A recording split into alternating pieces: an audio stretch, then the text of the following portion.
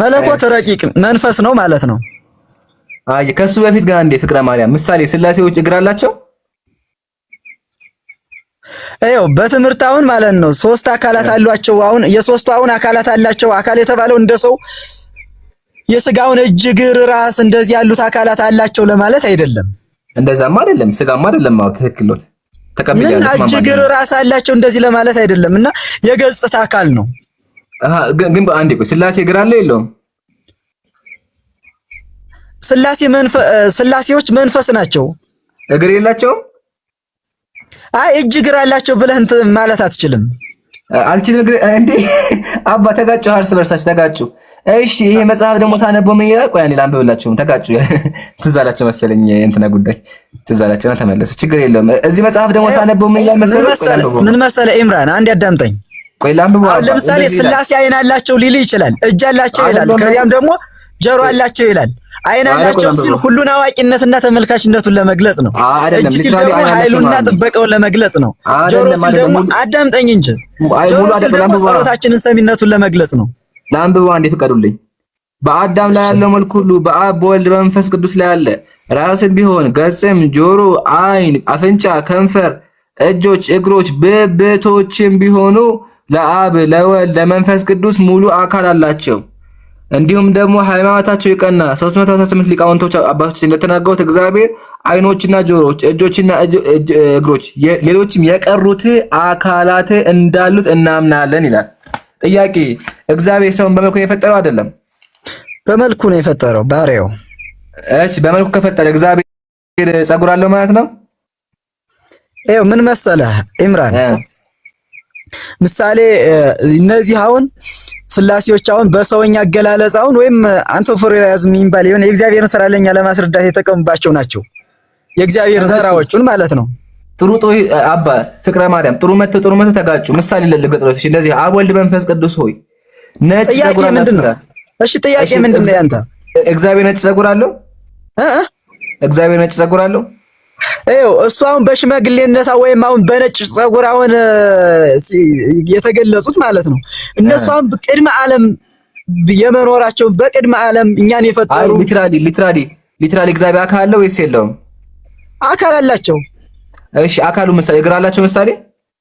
አይ እንደኛ አይደለም። እንደኛም አይደለም። አዎ እንደኛ አይደለም፣ ተቀብያለሁ። እንደኛ ያልሆነ እግር አላቸው? እንደኛ ያልሆነ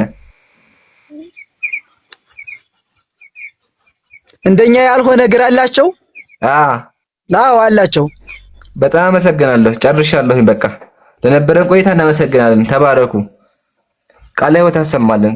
እንግዲህ የመሬት ኦርቶዶክስ ናት። በጣም አባ ፍቅረ ማርያም ጀግናው ቴብር በቃ የመሬቱን ኦርቶዶክስ አሳይተውናል። በደንብ ተምረናል። እኛም እንደዛ ነው የምናምነው። ያው ግን ከእናንተ የተለየ እምነት ያለኛ እሱ ግን ያው እግዚአብሔር ሙሉ አካል እንዳለው አምነዋልና እናመሰግናለን። በተጨማሪ ግን ስላሴን ሊያሳዩ አልቻሉም። ታይ ኢንሻአላህ ነገ ይምጡ። ሰዓቱ ስለመሻባ ምን ያደርጋሉ መሰረት ነገ አሁን ይመዝግቡና ጥያቄዎቻችንን እስካሁን የተነሳውን ነገ በደንብ አጥርተውበት ነው። እሺ ይኸው ምን መሰለህ ኢምራን፣ አሁን በስዕል አድኖ ላይ ሆነ አይኮኖግራፊ የሚባል አለ አይደል? እሱ ላይ የሚታየው እጅ ያላቸው ነገር ታያለ። በቅድስት ሥላሴ ስዕል ላይ ሶስቱ አካላት እጃቸውን አንስተው ሲባርኩ ይታያሉ። ይህ ስዕል ደግሞ ረቂቁ መለኮት ለኛ ለፍጡራን በሚገባን ምስል ለማሳየት ነው። አሁን ለምሳሌ በአብርሃም ቤት በተገለጹበት ምሳሌ የተሳለ እንጂ ፍቅረ ማርያም ስዕሉ ላይ አልጠየቅንም። አይ አይደለም እንትኑ እኮ አይደለም እየነገርኩ ያለ ነው። ስዕሉ ላይ ጥያቄ የለኝም እኔ። አይ ስለ ስዕሉ ሳይሆን እኮ እየነገርኩ ያለ ስለ አካል ክፍሎቻቸው ነው የምነግርህ። አካል ክፍል እንዳላቸው ነው የፈለገ ይሁን ብቻ ግን አካል ክፍል አላቸው። ዋናው እሱ እኮ ነው። አይ ስላሴ ረቂቅ ብርሃን በመሆናቸው እንደ ሰው የሚቆጠር ግራ እጅ ወይም ቀኝ እጅ የላቸው። እንደ ሰው እኮ እኔም እኮ ተስማምቻለሁ። እንደ ሰው የሚቆጠር የላቸውም፣ ግን እንደ ሰው ያልሆነ ግራ አላቸው። አምነዋል እኮ እሱ ሊክዱ ነው መጽሐፍና አሁን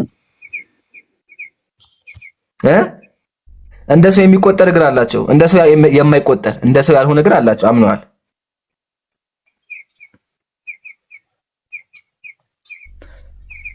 በቃ አባ እንደማመጥ ግን ደስ ይለኛል። አይ በቃ መልሰውታል። ከዚህ በላይ ድካም ስለሚሆን ማለት ነው። የቀሩትን ነገር ሙሉ አልገባሁትም። ዛሬ ጋር መሰለኝ ሰሙትና መጽሐፈ ኩፋሌ ላይ ያለውን እንዲሁም ደግሞ መልካም ራእይ ላይ ያለውን ነገሮች መዝግበው ነገ ይምጡ። እንደዛ ይቻላል። ከዚህ በላይ ሰማርከም ነው የሚሆነው። ይኸው አሁን እግር አላቸው ምናምን የምትለው ነገር ማለት ነው። በቃ ወጣን አባል ፍቅር ማርያም አፍ ሲያመልጥ ጸጉር ሲመለጥ አይታወቅም ይባላል። ኦልሬዲ ብለውታል። እግዚአብሔር እግር አለው ብለውታል። በቃ አንዴ ወጣል። ስለዚህ ሊያስተካክሉት የሚችል ነገር አዎ እግርማ እኮ ኢሳይያስ 61 ላይ ሂድ 66 ላይ ሂድ አለው አይደለ? ዋናው አለው በቃ አፈለግ እግሮቹ በደብረ ዘይት ላይ ይቆማሉ እና ምሳሌ ነው ይሄ። ምድር እግር የመረገጫ ናት ብሏል። ይህ ማለት እግዚአብሔር እግር የለውም ማለት ነው። እኔ እኮ ኢሳይያስ 66 ላይ ሄድና አየው በብሉይ ኪዳን ላይ ማለት ነው። ጥያቄ ኢሳይያስ ላይ አይደለማ። ጥያቄ ኢሳይያስ ላይ አይደለ። ቅድም እኮ እግዚአብሔር እግር አለ ብሎኛል። የለውም እንዴ? እና እግር አለው የምንለው እንደኛ እንደ ሰዎች እግር ያለ አይደለም። እኔም እኮ ተስማምቻለሁ። አይሰማም እንደ ፍቅረ ማርያም እንደ ሰው ያልሆነ እግር አለ። ተቀብያለሁ እኮ እንደ ሰው ያልሆነ የስላሴዎች ነው የምልህ። እና ደግሞ ሲናገሩም ደግሞ ምድር የእግር መረገጫ ናት ብሎ ኢሳይያስ 66 ላይ ተናግሯል። እግሮቹ በደብረ ዘይት ላይ ይቆማሉ። ፍቅረ ማርያም እግሮቹ ይቆማሉ። እኛ እሱን አልጠየቅንም። ፍቅረ ማርያም አሁን ዋናው እግዚአብሔር አካል እንዳለው አምነው አይደለ? እና ይሄ እኮ ማለት ሚስጥራዊ ትርጉም እንጂ አካላዊ እግርን አያሳዩም እኮ። አካላዊ እግር የላቸውም ስላሴዎች። እና እዚህ ጋር እኮ አሁን ምድር የእግር መረገጫ ናት። ፍቅረ ማርያም አባ አይጨነቁ ባለ ወላሂ ችግር የለውም። በቃ ቢቆጣችሁ ነው ግን በአንድ ቦታ ቄሶቹም አምነዋል። አታስቡ። ቄሶቹም እግዚአብሔር ግን እንዳለው አምነዋል። አይጨነቁ በቃ አንዴ ብለውታል። ማስተካከል አይሞክሩ። ወላሂ አሁን ለማስተካከል እየሞከሩ ነው ያሉት። ማን እኔ ነኝ? ምን ብዬ ነው ማለት ምኑ? መጀመሪያ እግዚአብሔር እግር አለው ብሎ ከተናገሩ በኋላ አሁን ደግሞ እሷን ለማስተካከል እየሞከሩ ነው። ዝም ብዬ ሳያችሁ ማለት ስለዚህ አያስቡ። በቃ ችግር የለውም። ቁሳዊ እግር የላቸውም እና እኮ የምነግርህ እኮ እኔም እኮ ተቀብያለሁ። ቁሳዊ እግር የላቸውም። አዎ ግን ደግሞ ቁሳዊ ያልሆነ እግር አላቸው። ተቀብያለሁ እኮ እኔ። እና ያ በምሳሌ ነው ማለት ለሚገባው ይገባዋል፣ ለማይገባው ደግሞ ማለት ልክ እንደናንተ ይሆናል። ዋናው በቃ እግዚአብሔር አካል እንዳለ እሱ ማለት ነው። እሱ ገብቶታል። ዋናው እኛም ገብቶናል። ማሻአላ ያሁኑ ገብቶናል። አዎ በአብርሃም ቤት ሲደው እግራቸውን አጠባቸው ይል የለ? አዎ ይላል። ታጥቧል እግራቸውን አዝላቸው አይደለ? አዎ አሁን እኮ እሱ ጋር አሁን አዘላቸው ትላለህ አይደለ? አዘላቸው ስትል አሁን አብርሃም አንዱን አዝሎ ሲያስገባ ሶስቶችን ማረል ገብተው የተገኙ። እሺ እንደዚያ ሲሆን አሁን የስላሴን አንድነትና ሶስትነት እንዴት ማወቅ ያቅታል? ችግሩ ይሄ መጽሐፍ ቅዱስ ላይ የለም። ታዘለ የሚለው መጽሐፍ ቅዱስ ላይ የለም። አይ አንድም ተውን እኮ ገባ ብለህ ማንበብ ነው። እኔ እኮ ቀደም የሆነ ምግብ በጉንጭ ይዘህ ደህና አድርገህ ማላመጥ አለብህ። ጥሬውን ለማውጣት አንድም ታዲያ ይመጣል። ግን መጽሐፍ ቅዱስ ላይ ታዘሉ የሚል የለም። ግን በክርስትና ስላሴዎች ታዝለዋል። ኢቭን ሲታዘሉ ራሱ ስዕል አላቸው፣ ፎቶ አላቸው። ቅድም አሳይቻለሁ። ለማንኛውም በዛም በዚህም ወጣ። እናመሰግናለን። ነገ ይምጡ። በቃ አባ ነገ አጥንት ወለ እስኪ በእናንተም የሆነ ነገር እንትን ማለት እፈልጋለሁ። ግን በቃ ጠይቁ ኢንሻአላህ። ግን እባክዎትን እኔ ወላሂ ዛሬ ፍቅረ ማርያም ሌሎች ቢሆኑ እጫናቸው ነበረ። ግን ደግሞ እርሱ በጣም ጥሩ ሰው ናት። በጣም አደንቆታለሁ። እሺ ስነ ስርዓት አለ። ለዛ ብዙም ጫና ያልኳችሁና ኢንሻአላህ ምን ያደርጋሉ? የጠየኳቸውን ጥያቄዎች አላፋጣችሁም። ነገ በደንብ አጥንተው ይምጡ። እሺ ችግር የለውም። አይ እንደዚያ ሳይሆን እኮ እየነገርኩ ነው። አንተ አልተረዳኸኝም እና እኔ ተዳርጌ አልነገርኩም ማለት አይደለም። አንዳንዴ እኮ ጳውሎስ ሳነሳ እኮ አባ አላወቁትም። መልከ ራእይ ላይ ሰው አላወቁትም። ትንቢተ እንትና ከፈቀ አላወቁትም። ሶስት ነገር እኮ አላወቁም አባ